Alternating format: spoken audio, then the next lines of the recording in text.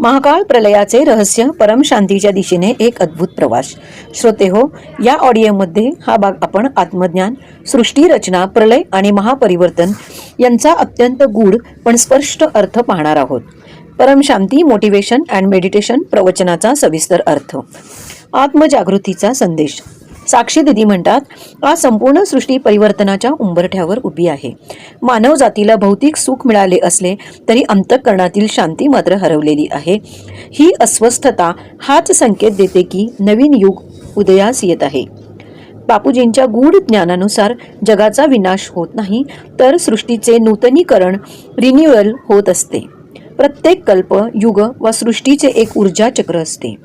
जेव्हा रजतम गुण वाढतात, सात्विकता क्षीण होते, तेव्हा त्या सृष्टीतील ऊर्जा पुन्हा मूळ परमतत्वात विलीन होते. यालाच प्रलय म्हटलं जातं. कालचक्र आणि युग परिवर्तन, ब्रह्मांडातील ऊर्जा चक्र, सतयुग ते कलियुग, आत्मशक्तीचा प्रवास. सध्याच्या काळातील असंतुलनाचे कारण विज्ञान, विचार आणि अध्यात्म यांचा संघर्ष. सृष्टी आणि आत्म्याचा प्रवास. आत्मा हा अनादी अनंत आहे. तो कधी निर्माण होत नाही आणि नष्टही होत नाही. तो फक्त वेगवेगळ्या ऊर्जा स्तरांमध्ये प्रवास करतो. भौतिक जगात म्हणजेच 5 तत्वांच्या सृष्टीत आत्मा शरीराच्या माध्यमातून अनुभव घेतो. पण काळानुसार जेव्हा देहभान आणि भोगवृत्ती वाढते, तेव्हा मात्र आत्मा मायेत अडकतो. त्या अवस्थेतून मुक्त होण्यासाठी आत्म्याला पुन्हा परमस्त्रोताशी जोडले जाणे आवश्यक आहे. तोच आहे योग, परमशांती आणि सत्य आत्मस्मरण. प्रलय म्हणजे काय? लोक प्रलय म्हणजे सर्वनाश समजतात, परंतु बापूजी म्हणतात प्रलय म्हणजे सृष्टीचा पुनर्जन्म. प्रलय काळात रजतमगुण असलेली सृष्टी समाप्त होते.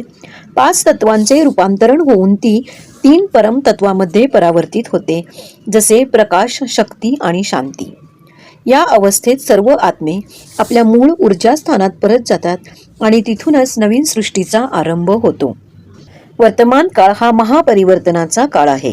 साक्षी दिदी म्हणतात, हा काळ फक्त एका देशापुरताच मर्यादित नाही, ते संपूर्ण विश्वाचा मूलभूत परिवर्तन काल आहे. भौतिक जगात जो विनाश दिसतो आहे, तो खरे तर ऊर्जा रूपांतरणाची प्रक्रिया आहे. या काळात उच्च लोकातील आत्मे पृथ्वीवर अवतरत आहेत, ज्यांच्याकडे नवयुग निर्माणाचे कार्य आहे. हे आत्मे ध्यान, ज्ञान आणि परमप्रेमाच्या माध्यमातून दिव्य स्पंदन पसरवतात, ज्यामुळे पृथ्वीवरील कंपन म्हणजेच व्हायब्रेशन्स सकारात्मकतेत बदलतात. साक्षी दिदी पुढे म्हणतात, हा काळ भयाचा नाही तर आनंदाचा आहे.